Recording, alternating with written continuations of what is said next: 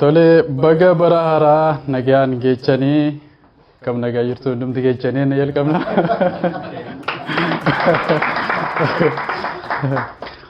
Sana gargaare waaqa koof foqubaa fooniif hafuurattanis nagaan qaba. Egaa barri darbe kaaniif bara gaarii gammachuun kan guute kan hin qabne aarii kaaniif immoo faallaa Chokkoo bara badduu meeqan keenya jira kan garaan nu gaddu.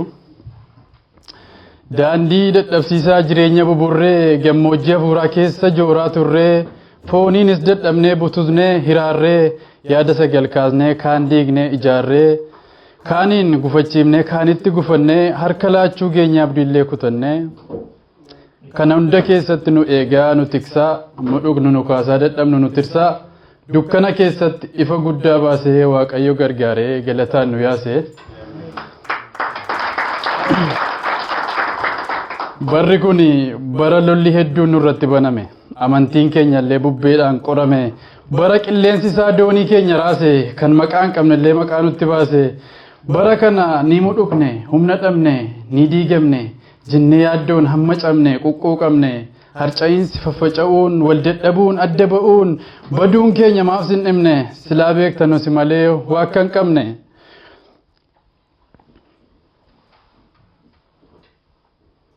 Jennee kaanee guungumneerra fuula isaatti humna dhabaa marmaarreerra mana isaatti dukkanaan haguugamnee oduu gaarii hawwinee abjuu keenyaan jeeqamnee bifa du'aallee arginee hin darbuu sichi hoomaa keenya fala dhabeera hamileen keenya duris yeroodhumaaf cabeera jennee lallaba gaddaa ofirratti lallabnee garaan keenya madaa'ee jajjabaachuu dadhabnee qalbiin keenya raafamee bidiruun keenya raafamee lolli foonii lolla fuuraa garee gareen ijaaramee baduu keenyaaf utuu tumsuu nu liqimsuuf nutti himimsuu Waaqni didee bara haaraa har'aa boru nu ijaaraa gateettii isaa keenya bal'isee kadhata keenya deebisee kaasuu isaatti nu fudhatee moofaa baarsaa nurraa kaase akka daa'imaa kunuunsee bara haaraatti nu baase.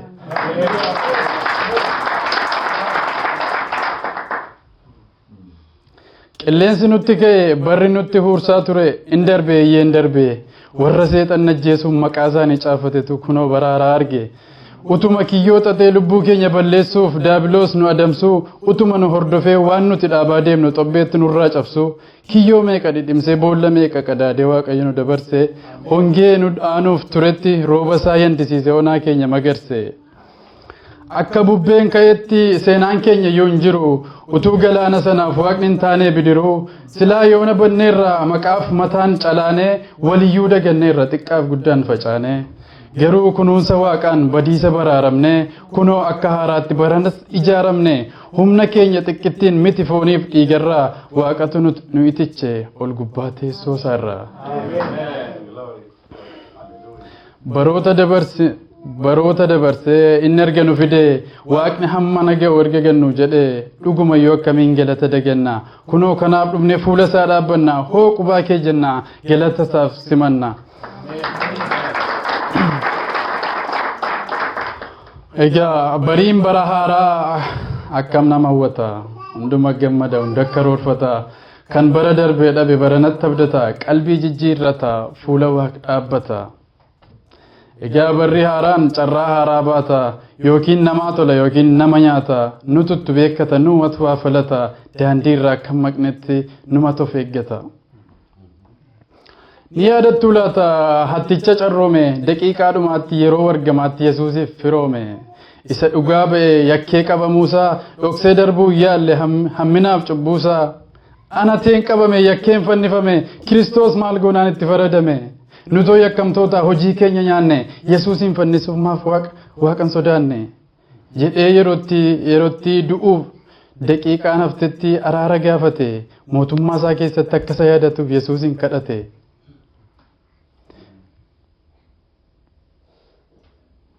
Cubbuusaa haguugee akka warra kaanii itti qoosuu yaalle Yesuus cubbuusaa haguugee akka warra kaanii itti qoosuun feene Yesuus yakkamticha achumaan fudhatee mootummaa isaa seene.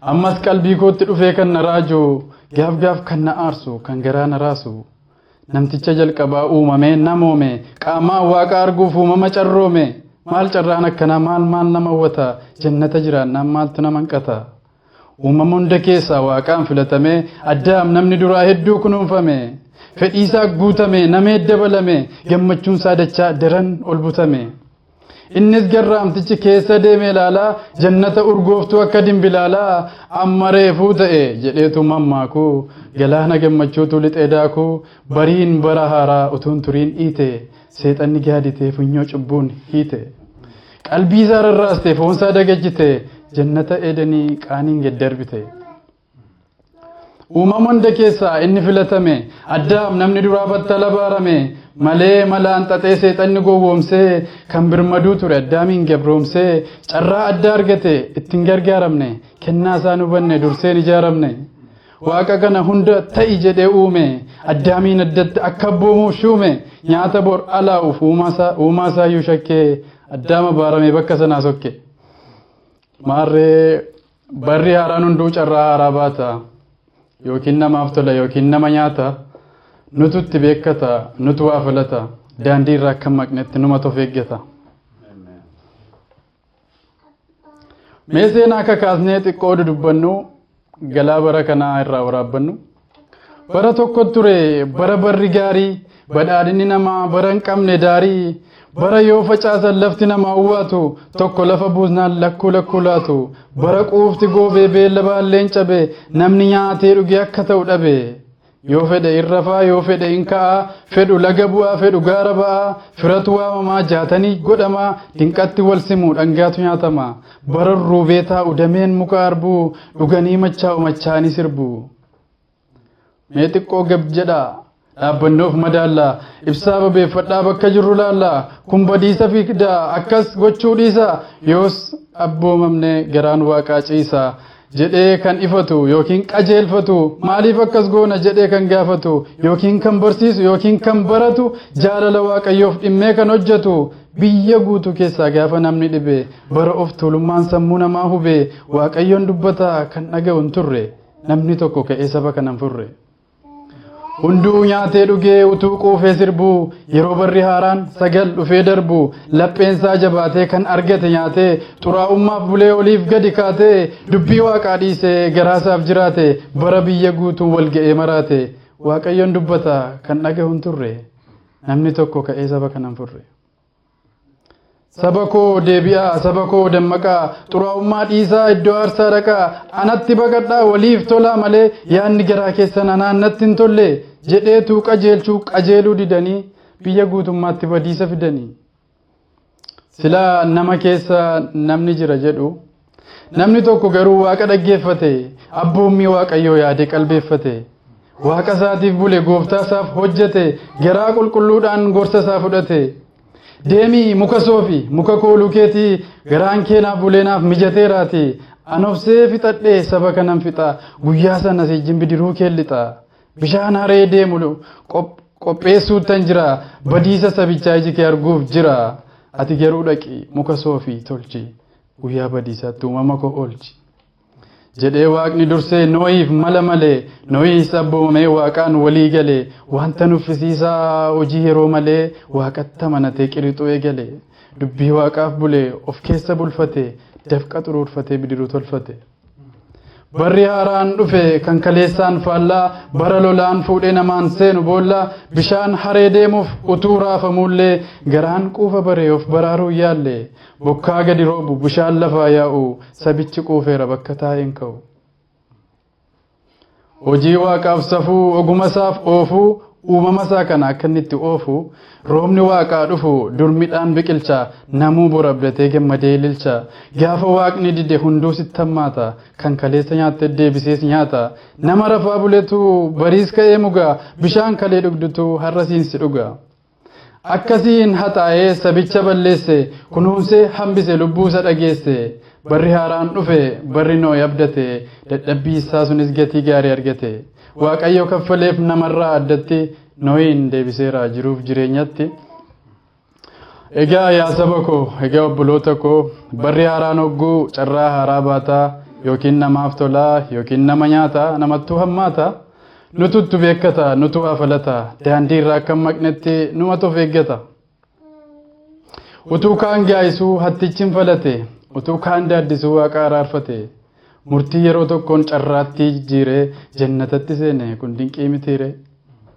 Addaam gowwoomfamee yookaan sossobamee bakka isaaf uumame keessaa ba'ee deeme uumama amanee uumaasaa immoo shakkee adabbii fudhatee dinqii isaa sokke. Nooyi lakkii jedhe waaqa dhaggeeffate quufa qe'ee jiru sirba ala jiru bidiruu tolfate. Nyaataan gowwoomfamee dubbii waaqaan buusne waaqnis dadhabbiisaa bishaan buusee hin dhiisne. Nuufis barri haaraan bara gaarii ta'ee wanti nuti goonu garaa waaqaa ga'ee isa gammachiisnee baratti jiraannu bara ol kaafamuu waaqni nuuf haa kennu. Baga bara haaraa nagaan geechanii sinin jaalladha hunduma geechanii.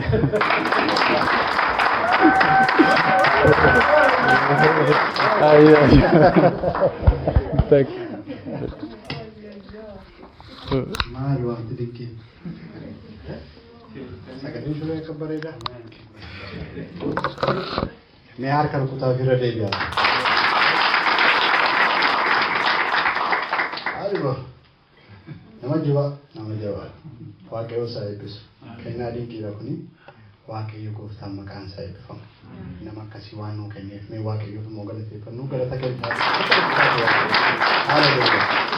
Kanaa dargaggoota baay'een tokkos argaa jirra. Duuba kanaas dhufaa jiru.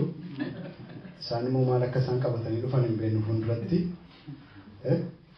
Ol kaa'ames warri garasiif garana teessan qoochoo taatanii. Lawarra kana ilaalame.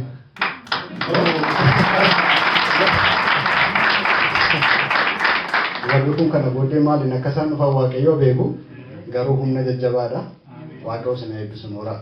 Waldaan kun isin barbaaddi kana booddee amaniinsaan akkasiin of kennitanii hojjetan.